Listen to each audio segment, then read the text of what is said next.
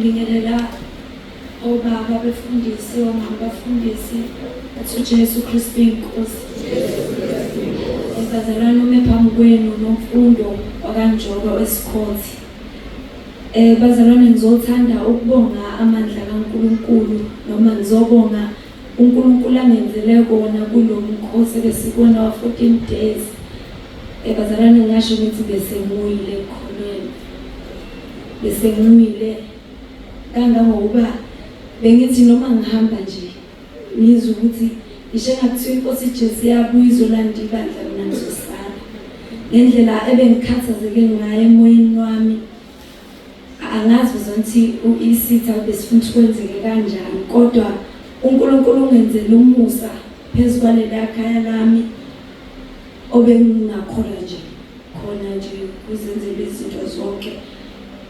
Ngamchazela kubaba okuningi nabantu bazali bakwazi kusho ukuthi ngale gama elithi uJesu Kristu inkosi bazalwane nganqoba idimoni engakazi nami esabekayo nje ngoba ngangakwazi ngisho ukuphakamisa ingalo ilwa nale demon ebusuku ngale gama elithi uJesu Kristu inkosi.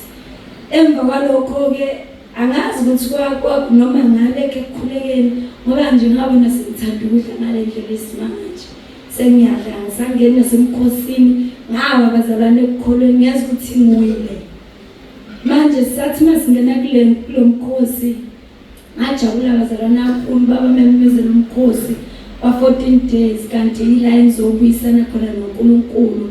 uNkulunkulu wambula kimi ukuthi angivume lesono sokukhathazeka.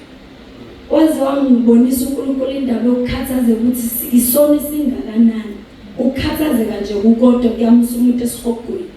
Ukukhathazeka awubi nako ukuthula. Bengibuza ukuthi hayibo umzalwane onjani oqasha ngale ndlela ngoba ngazizwela mangingamukela inkosi uJesu ngathola ikhaya lezwi ngangena entabeni ngayizwela ubumnandi lobo bumnandi bebengasekho kimi. Sengiyaqhwasha ngisalala ebusuku ngiyakhala nje ngikhathazekile.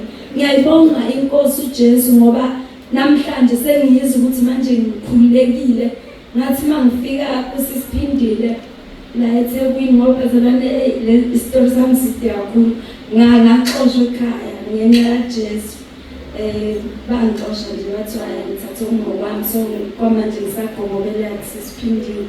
Wathi ngibona ukuthi asinofuna ngibonile ukuthi ukhathazekile ngikubone uza nje lapha ngangikhathazekile bazalwane kangangokuba bengasakwazi nelokuthandaza bengithi mangithandaza nje ngizofela khona into engenzayo. Kodwa ngiyambonga ukuba uNkulunkulu ukuthi kulo mkhosi wa 14 days ngibuyisele noNkulunkulu ngabhala phansi isono sami ngabhala isono sami sokukhathazeka esicishe sangibuyisele ezweni phela bazalwane. Ngiyambonga kakhulu nje uba uNkulunkulu ngoba umpostoli kakhulu ngiyabonga uJesu Kristu inkosi.